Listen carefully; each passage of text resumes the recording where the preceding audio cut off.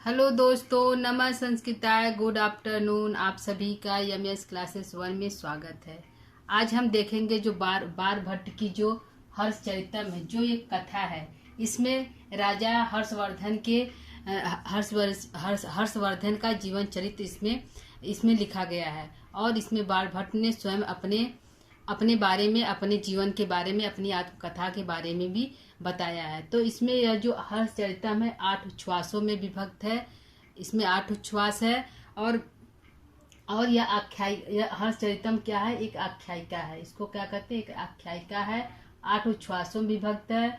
हर्षचरितम जो है इसमें जो है बहुव्रीहि समास है। तो दोस्तों, जो हर्षचरितम है इसके लेखक जो है बार भट्ट हैं। कौन है? बार भट्ट की मुख्यतः 3 रचनाएं प्रसिद्ध है और 5 रचनाएं मुख्य रूप से प्रसिद्ध है। कादम्बरी है, हर्षचरितम है, पार्वती परिणय है, मुकुट तारिका है और चंडी शतकम है। तो कल जो हम बार भट्ट के जो कादम्बरी है, जो हमारे सिलेबस में निर्धारित है, उसको हम पढ़ चुके हैं पिछले क्लास में दोस्तों। उसका सामान्य परिचय पढ़ चुके हैं, उसका प्रश्न उत्तर देख चुके हैं। आज हम हर्षचरितम पढ़ेंगे, जो कादम्बरी, जो बार भट्ट की रचना है, जो एक आख्यायिका है और इसको 8 उच्छ्वासों में विभक्त किया गया। इसका आज हम सामान्य परिचय देखेंगे। तो आइए देखते हैं दोस्तों कि हर्षचरितम के लेखक कौन है। तो इसका सामान्य परिचय देखेंगे। तो हर्षचरितम के लेखक कौन है दोस्तों? तो बार भट्ट है। क्या कौन है? बार भट्ट है। हर्षचरितम के लेखक कौन है? बार भट्ट है। और इसकी जो विधा है, काव्य विधा है, तो क्या इसकी काव्य विधा क्या है दोस्तों? तो इसकी काव्य विधा जो है आख्यायिका है। क्या है दोस्तों? आख्यायिका में बटा हुआ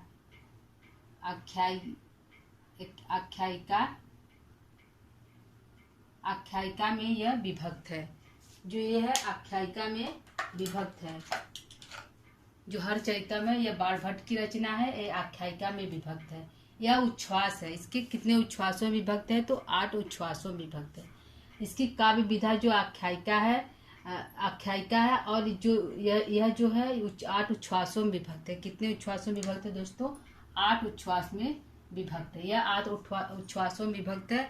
और इसके 2 खंड किए गए हैं। 8 उच्छ्वास है, लेकिन इसके 2 खंड है। कितने खंड है? 2 खंड है। प्रथम खंड में जो है, जो 8 उच्छ्वास है, तो 1 से 2 तक जो उच्छ्वास है, इसमें बार भट्ट की आत्मकथा है। किसका है दोस्तों? बार भट्ट की आत्मकथा है। जो 1 से 2 तक है, इसमें बार भट्ट की आत्मकथा है। और 3 से 8 तक जो उच्छ्वास है, 3 से 8 तक जो उच्छ्वास है, वो हर्षवर्धन का जीवन परिचय है।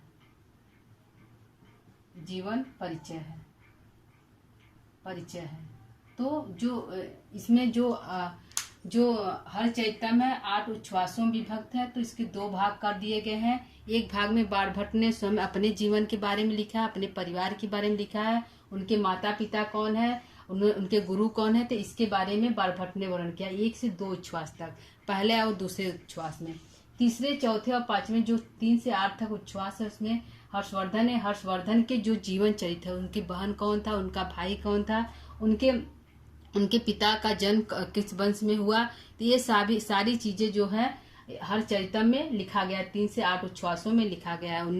हर्षवर्धन ने किससे युद्ध किया, उनकी बहन राजश्री का विवाह किसके साथ हुआ, तो यह सारी जो बातें हैं हर्षचरितम में निर्धारित है। ठीक है दोस्तों, अगला है देखते उपजीव्य। यह कहाँ से लिया गया है? जो हर्षचरितम है वो कहाँ से लिया गया? तो ऐतिहासिक ग्रंथ है। यह क्या है? ऐतिहासिक घटना है। इसका उपजीव्य क्या है दोस्तों? ऐतिहासिक घटना है। ऐतिहासिक घटना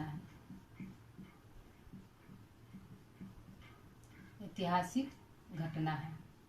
ये जो हर्षचरितम है वह ऐतिहासिक घटना है। इतिहास में यह दर्ज है। इतिहास में स्पष्ट रूप से लिखा गया हर्षचरितम मतलब कौन लिखा है, और हर्षचरितम में हर्षवर्धन कहाँ के राजा थे। यह सारी बातें जो है हर्षचरितम की जो ऐतिहासिक घटना इतिहास में दर्ज है।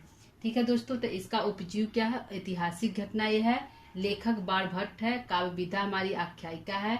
उच्छ्वास है 8 उच्छ्वासों में विभक्त है। इसके 2 खंड कर दिए गए हैं। पहले और दूसरे उच्छ्वास में बालभट्ट की आत्मकथा है। 3 से 8 तक उच्छ्वासों में हर्षवर्धन की आत्मकथा है। इसकी रीति क्या है? तो इसकी रीति क्या है? वैदर्भी रीति है। क्या दोस्तों? वैदर्भी रीति है। इसकी रीति वैदर्भी रीति है। वैदर्भी, इसकी रीति क्या है? तो वैदर्भी रीति है। और इसकी शैली क्या है? तो इसकी शैली दोस्तों गद्य शैली है। कौन सी शैली है? इसकी रीति सही दोस्तों, इसकी रीति पांचाली शैली है। वैदर्भी, इसकी रीति क्या है? पांचाली शैली है। पांचाली से बालभट्ट ने, क्योंकि अपनी कादम्बरी हरचरितम जो उनकी जो शैली थी पांचाली में, उन्होंने कादम्बरी को भी लिखा है, हरचरितम को भी लिखा है। तो इनकी जो शैली है वो गद्य शैली है। रीति पांचाली, लेकिन शैली जो है गद्य शैली उनकी है। उन्होंने कादम्बरी को भी गद्य शैली में लिखा है और हरचरितम को ही गद्य में लिखा है। गद्य शैली है। गद्य शैली में इन्होंने अपनी हरचरितम की रचना की है। और प्रधान रस क्या है? तो वीर रस है। क्योंकि हरचरितम है तो जो राजा हर्षवर्धन है, इन्होंने अनेक प्रकार के युद्ध किए, राजा हैं तो इनको युद्ध करना पड़ा। तो यह इसमें वीर रस का प्रयोग किया गया। इनके भाई जो राजवर्धन ने भी युद्ध किया है और हर्षवर्धन ने भी युद्ध किया है। तो इसमें मुख्य रूप से वीर रस का प्रयोग किया गया। किसका? वीर रस का प्रयोग किया। बाद में करूर रस भी है। इनके जो भाई राजवर्धन वो मारे जाते हैं और इनकी बहन इनके बहन के जो पति हैं ग्रह वर्मा, वह उनकी भी हत्या कर दी जाती है। तो करूर रस को भी देखा गया। आगे उच्छ्वासों में जाकर करूर रस को भी इसमें देखा गया है। तो इसमें वीर रस और करूर रस दोनों है इसमें है पाए जाते हैं। जो हर्षवर्धन में है, हरचरितम में वीर रस का भी प्रयोग हुआ और करूर रस का भी प्रयोग हुआ है। इसका मंगलाचरण कौन है? तो मंगलाचरण इसमें नमस्कारात्मक मंगलाचरण है। इसमें जो बालभट्ट ने, उन्होंने वह शिव भक्त थे तो उन्होंने शिव की आराधना की है। तो इसमें जो है मंगलाचरण जो है नमस्कारात्मक मंगलाचरण है। कौन सा मंगलाचरण है दोस्तों? नमस्कारात्मक मंगलाचरण है। कारात्मक मंगलाचरण है। और इन्होंने शिव की आराधना की। किसी की है? शिव की आराधना की है। शिव की आराधना की। और जो मंगलाचरण है उसमें अनुष्टुप छंद है। कौन छंद है दोस्तों? अनुष्टुप छंद है। अनुष्टुप छंद है। जो मंगलाचरण है उसमें अनुष्टुप छंद है दोस्तों। उसमें नमस्तुंग शिवस है। तो शिवस करके जो मंगलाचरण है तो नमस्कारात्मक मंगलाचरण है। शिव की वंदना की गई है। और उसमें जो पंक्ति है उसमें अनुष्टुप छंद का प्रयोग किया गया है। ठीक है दोस्तों, यह मंगलाचरण हो गया। आगे जो मंगलाचरण है दोस्तों, तो हरचरितम में जो बालभट्ट ने 21 श्लोकों में मंगलाचरण किया है। कितने श्लोकों में किया है? 21 श्लोकों में मंगलाचरण किया गया है। श्लोकों में मंगलाचरण किया गया। 21 श्लोकों में मंगलाचरण किया। किसी में सरस्वती का, वरुण का, फिर तरह तरह के देवी देवताओं का इसमें वर्णन किया गया। तो मंगलाचरण में 21 श्लोकों तक मंगलाचरण है। ठीक है दोस्तों, आगे आइए देखते हैं हर्षवर्धन जो है कहाँ के राजा। हर्षवर्धन के बारे में देखते हैं। हर्षवर्धन कौन थे? तो हर्षवर्धन के जो पिता थे उनका क्या नाम था? तो उनका नाम था प्रभाकर वर्धन। क्या नाम था? प्रभाकर वर्धन। हर्षवर्धन के पिता का नाम प्रभाकर वर्धन।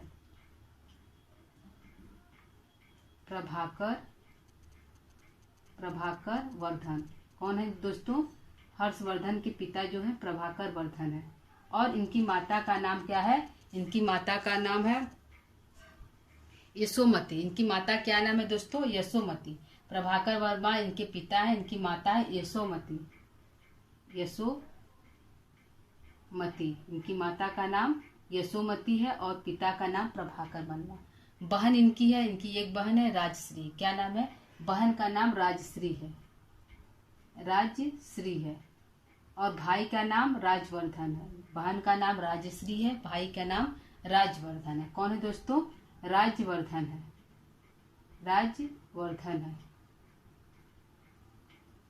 यह हर्षवर्धन का समान परिचय दोस्तों। हर्षवर्धन के पिता का नाम प्रभाकर वर्धन था, माता का नाम यशोमती है, बहन है राजश्री है और भाई जो है राजवर्धन है। बहन की शादी हो गई थी ग्रह वर्मा से। तो उनकी जो हर्षवर्धन के जीजा कौन थे? तो ग्रह वर्मा है। कौन है? ग्रह वर्मा जिसकी हत्या कर दी गई है। तो ग्रह वर्मा उनके जो जीजा हैं, यानी कि राजश्री के पति जो है ग्रह वर्मा है। चचेरा भाई इनका था जो जाकर बार भट्ट को बुलाने के लिए अपने एक दास को मखेले को भेजता है। तो उसका जो कृष्णवर्धन नाम था, क्या नाम था, कृष्ण नाम था।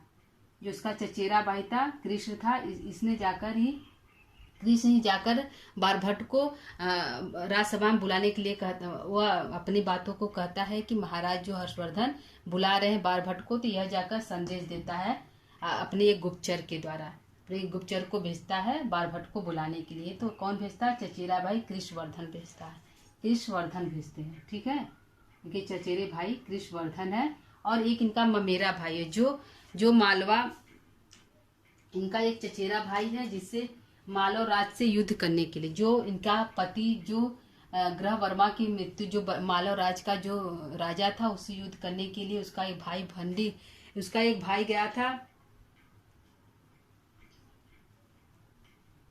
उनका एक भाई था जिसका भंडी था। तो रास्ते में वह सुलह कर लेता है, आकर हर्षवर्धन से मिल जाता है और जाकर उसके बाद मालव राज पर युद्ध करता है, मालव राज से युद्ध करता है।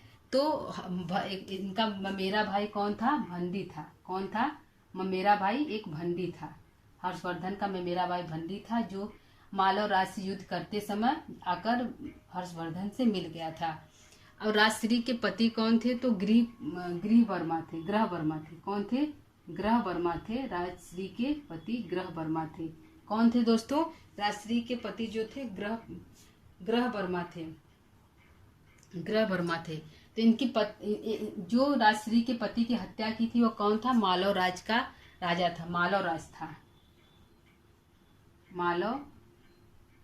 राज का जो राजा था वह उसका शत्रु था, जिसने ग्रह वर्मा की हत्या कर दी और जो राजश्री को उसको कारावास में डाल दिया। किसको क्या, राजश्री को कारावास में यह डलवा दिया। यह जो है राजश्री को कारावास में डला दिया, राजश्री को कारावास में डलवा दिया, कारावास में डलवा दिया। तो ग्रह वर्मा की हत्या कर दी और राजश्री को कारावास में डलवा दिया। ये जो मालव राज का जो राजा था वह राजवर्धन जो थे हर्षवर्धन के बड़े भाई थे और प्रभाकर वर्धन के पुत्र थे। कौन थे जो दोस्तों, प्रभाकर वर्धन के पुत्र थे राजवर्धन। प्रभाकर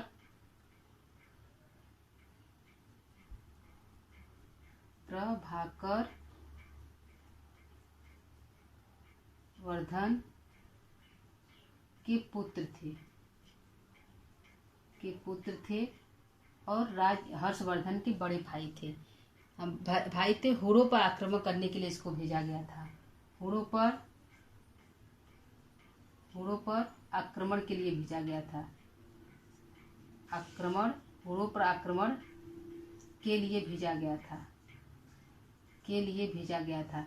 जब हुरों पर आक्रमण करके जो वापस यह घर आते हैं, देखते हैं कि इनकी पिता की मृत्यु हो गई थी, प्रभाकर वर्धन की मृत्यु हो गई थी, वो मर गए थे। तो उनके अंदर जो संन्यास उत्पन्न हो गया, वह संन्यास धारण कर लिए। उसके पश्चात भी संन्यास होने के बाद भी वह जाते हैं और मालव राज के जो राजा था उसको पराजित कर देते हैं। किसको करते हैं, मालव राज के राजा को पराजित कर देते हैं। मालव राज को पराजित करते हैं, पराजित करते हैं, मालव राज को पराजित कर देते हैं। यह संदेश देते हैं अपने गुप्तचर के द्वारा। आकर पता चलता है कि जो राजवर्धन है वह मालव राज को पराजित कर देता है, लेकिन बीच में इनका एक शत्रु था जो धोखा देकर इनको मार देता है। कौन है, इनका एक शत्रु था जो इनको धोखा देकर मार देता, गौड़ाधिपति था। कौन था, गौड़ाधिपति। राजवर्धन का एक शत्रु था गौड़ाधिपति। कौन था दोस्तों,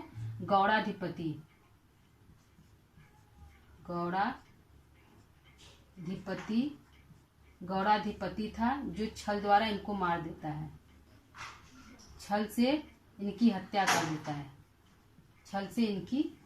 देता है। किसकी? राजवर्धन की। छल से राजवर्धन की हत्या कर देता है।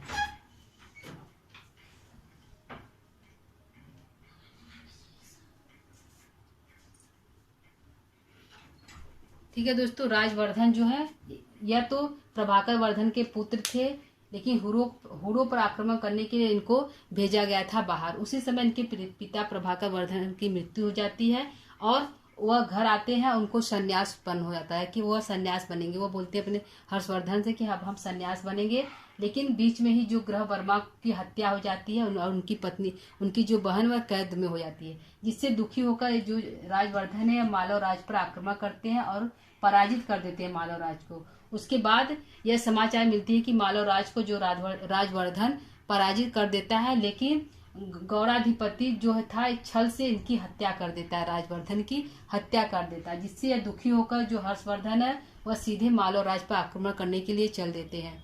और रास्ते में इन्हें अनेक लोग मिलते हैं, जैसे इनका भाई मेरा भाई भंडी मिलता है और एक लोग और मिलते हैं जो मिलकर मालव राज पर आक्रमण कर देते हैं।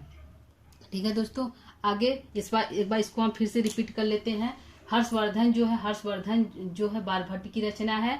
यह एक आख्यायिका है, यह 8 उच्छ्वासों में विभक्त है और हर चरित्र में जो बहुव्रीहि समास है। तो इसके लेखक बालभट्ट है। काव्य विधा आख्यायिका है, उच्छ्वास 8 उच्छ्वासों में विभक्त है।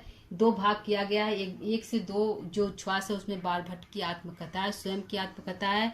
अब उनके परिवार के बारे में लिखा गया, उन्होंने अपने परिवार के बारे में जिनका जीवन परिचय लिखा है। 3 से 8 तक जो उच्छ्वास है उसमें हर्षवर्धन के जीवन परिचय है, उनके सारे परिवार के, उनकी राज व्यवस्था, उनकी बहन भाई जितने भी थे वह किस प्रकार उनका जीवन रहा, यह सारे जीवन घटना चक्र को 3 से 8 उच्छ्वासों में बालभट्ट ने लिखा है। और जो उपजीव है तो ऐतिहासिक घटना, यह जो हर चरितम है ऐतिहासिक घटना है, प्रमाण रूप से इतिहास में उपलब्ध है।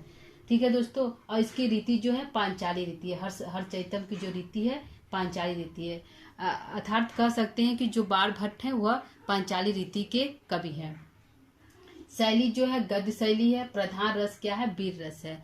जो हर चरित्र में वो वीर रस है, लेकिन इसमें करुण रस भी पाया जाता है, क्योंकि प्रभाकर वर्मा की भी मृत्यु हो जाती है और राज वर्मा की भी मृत्यु हो जाती है और राजश्री के पति ग्रह वर्मा की मृत्यु हो जाती है, जिससे कि बहुत अधिक करुण उत्पन्न हो जाता है, बहुत अधिक दुखी होते हैं, जिससे कि इस गद्य में करुण रस की भी प्रधानता है। मंगलाचरण है, जो मंगलाचरण में बालभट्ट ने शिव को नमस्कार किया है, भगवान भोलेनाथ को नमस्कार किया है और नमस्कारात्मक मंगलाचरण है और इसमें 21 श्लोकों तक मंगलाचरण किया गया है। बालभट्ट ने 21 श्लोक किए हैं और इस 21 श्लोक में किसी न किसी देवी देवता को उन्होंने नमस्कार किया है और कुल श्लोक 21 है और अनुष्टुप छंद में इसका प्रयोग किया गया, इसका वर्णन किया गया है। हर्षवर्धन है, हर्षवर्धन के बारे में देखते हैं दोस्तों। हर्षवर्धन के पिता है प्रभाकर वर्धन है, माता यशोमती है, बहन राजश्री है, एक उनका भाई था राजवर्धन और उनके जीजा जो बहन की पति है ग्रह वर्मा। चचेरा भाई कृष्णवर्धन था और ममेरा भाई भंडी है। राजश्री का जो पति है ग्रह वर्मा है और ग्रह वर्मा का एक शत्रु था मालव राज, जो ग्रह वर्मा की मृत्यु के बाद हत्या कर देता है। उसके बाद राजश्री को कारावास में डाल देता है। राजवर्धन जो है प्रभाकर वर्धन के पुत्र हैं और हुड़ों पर आक्रमण करने के लिए प्रभाकर वर्धन द्वारा भेजा गया था। पुनः वापस लौटते हैं तो देखते हैं उनके पिता की मृत्यु हो जाती है और उन्हें संन्यास उत्पन्न हो जाता है। वो बहुत अधिक दुखी होते हैं और राजपाट छोड़ देते हैं और कहते हैं कि हम संन्यास धारण करेंगे और वह बुद्ध मठ में जाना चाहते हैं। लेकिन उससे पहले वह मालवा राज पर आक्रमण करते हैं और उसको पराजित कर देते हैं। लेकिन बीच में ही छल द्वारा गौड़ाधिपति ने छल से राजवर्धन की हत्या कर देता है। ठीक है दोस्तों, आइए देख लेते हैं इसके जो 8 उच्छ्वास है उसको हम थोड़ा सा सामान्य रूप से देख लेते हैं। उनके जो 8 उच्छ्वास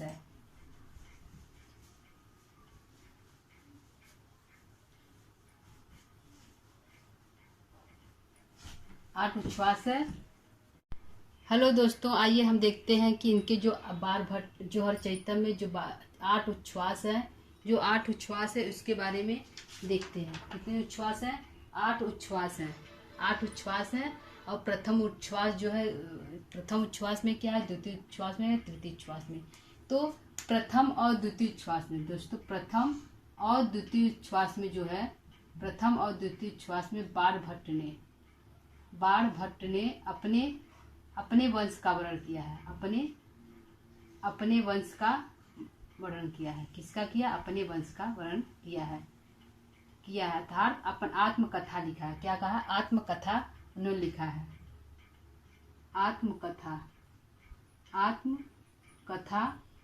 बाणभट्ट ने आत्मकथा लिखा, अपना जीवन परिचय लिखा है। अपने जीवन के बारे में बाणभट्ट ने जो प्रथम जो उच्छ्वास है वात्स्यायन वंश, उसमें बाणभट्ट ने अपने वंश, उनके पिता कौन थे, उनके प्रपितामह कौन थे, उनके जो दादा परदादा कौन थे, उनके बारे में स्पष्ट रूप से व्याख्या किया। अर्थात बाणभट्ट ने अपने जीवन के बारे में स्वयं अपने हर चरित्र में प्रथम और द्वितीय उच्छ्वास में लिखा हुआ है। ठीक है दोस्तों, तो प्रथम उच्छ्वास में उन्होंने अपने परिवार के बारे में लिखा, और द्वितीय जो उच्छ्वास है राजदर्शन, दूसरा जो उच्छ्वास है दोस्तों राजदर्शन, इसमें बाणभट्ट को कृष्णवर्धन जो है बुलाने के लिए जाते हैं, अपने गुप्तचर को भेजते हैं जो बोलता है कि हर्षवर्धन उनसे मिलना चाहते हैं। तो जो कृष्णवर्धन के कहने पर जो राजदर्शन के लिए जो बाणभट्ट है वह आते हैं और राजा हर्षवर्धन से मिलते हैं। किससे मिलते हैं? राजदर्शन में राजा हर्षवर्धन से मिलते हैं। हर्षवर्धन से मिलते हैं। किससे मिलते हैं? राजा हर्षवर्धन से मिलते हैं। राजभवन में आते हैं और इतने राजाओं के बीच से गुजरते हुए राजा के पास जाते हैं और उनसे मिलते हैं। राजा उनका सम्मान करते हैं और उनको अपने राज्य में उनको अधिकार देते हैं, मतलब बैठने का उनको नियुक्त करते हैं अपने राज्य में। तो राजदर्शन जो है, राजा जो बाणभट्ट है वो जाते हैं, राजदर्शन देखते हैं, वहाँ की पूरी व्यवस्था देखते हैं, राजा को देखते हैं, उनसे मिलते हैं, बातें करते हैं। तो द्वितीय में जो राजदर्शन का वर्णन है, बाणभट्ट ने राजदर्शन का वर्णन किया है द्वितीय उच्छ्वास में। ठीक है, और तृतीय उच्छ्वास में राजवंश वर्णन है। जब वह लौटकर पुनः अपने घर पृथ्वीकूट जाते हैं, जो बाणभट्ट जी पुनः लौटकर पृथ्वीकूट जाते हैं, तो उनके जो दो भाई चित्रसेन मित्रसेन जो चचेरे भाई थे, वह बोलते हैं कि आप जो हर्ष के बारे में बताइए कि राजा हर्ष कैसे है, उनका परिवार कैसा है उनका। तो वह सभी जो राजवंश वर्णन, जो उनका परिवार है राज हर्षवर्धन का, उनके वंश के बारे में वर्णन किया है। राजवंश वर्णन क्या है दोस्तों? राजवंश वर्णन है। इसमें हर्षवर्धन के राज्य का वर्णन है। हर्षवर्धन के राज्य का वर्णन है। राज्य का क्या है दोस्तों? वर्णन है। हर्षवर्धन के राज्य का वर्णन है। तृतीय में जो है चक्रवर्ती जन्म वर्णन, इसमें राजा प्रभाकर वर्धन का जन्म होता है। किसका होता है दोस्तों? राजा प्रभाकर वर्धन का जन्म होता है। किसके घर में होता है? प्रभाकर वर्धन का जन्म होता है जो तो पुष्पभूति के घर में होता है। पुष्पभूति के वंश में, पुष्पभूति के घर में जो होता है, पुष्पभूति के घर में प्रभाकर वर्धन का जन्म होता है। प्रभाकर वर्धन का जन्म होता है। प्रभाकर वर्धन का जन्म होता है। कहाँ होता है? चतुर्थ जो उच्छ्वास है उसमें चक्रवर्ती जनवरण में पुष्पभूति के घर में प्रभाकर वर्धन का जन्म होता है। ठीक है, पंचम देखते हैं। पंचम में महाराज का मरण वर्णन है। इसमें पंचम उच्छ्वास में महाराज प्रभाकर वर्धन का मृत्यु है। महाराज प्रभाकर वर्धन की मृत्यु का वर्णन है। इसमें इनकी मृत्यु है। पांचवें जो उच्छ्वास में इसमें बाणभट्ट ने प्रभाकर वर्धन की मृत्यु का वर्णन किया है। छठवें में राज प्रतिज्ञा वर्णन, इसमें जो है जो हर्षवर्धन है वह प्रतिज्ञा करते हैं। क्या करते हैं दोस्तों? हर्षवर्धन है ग्रह वर्मा के मृत्यु के बाद वह जो है हर्षवर्धन जो है प्रतिज्ञा करते हैं। जो ग्रह वर्मा की मृत्यु के बाद राज प्रतिज्ञा वर्णन में ग्रह वर्मा की मृत्यु के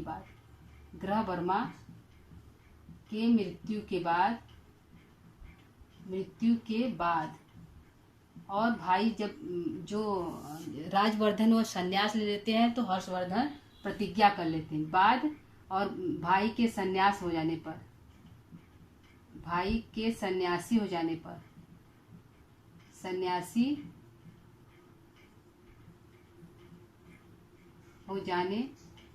हो जाने पर हर्षवर्धन प्रतिज्ञा करते हैं। हर्षवर्धन प्रतिज्ञा लेते हैं।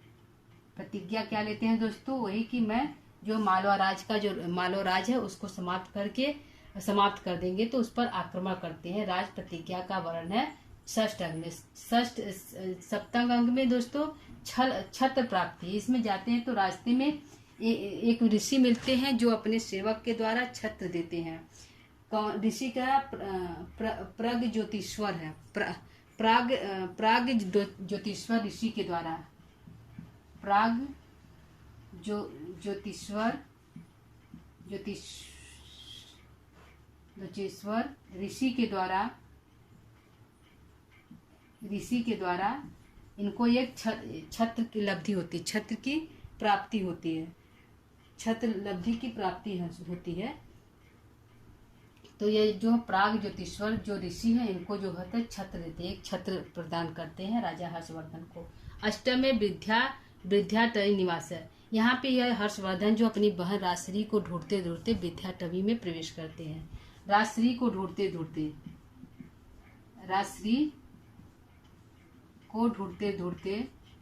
राजश्री को खोजने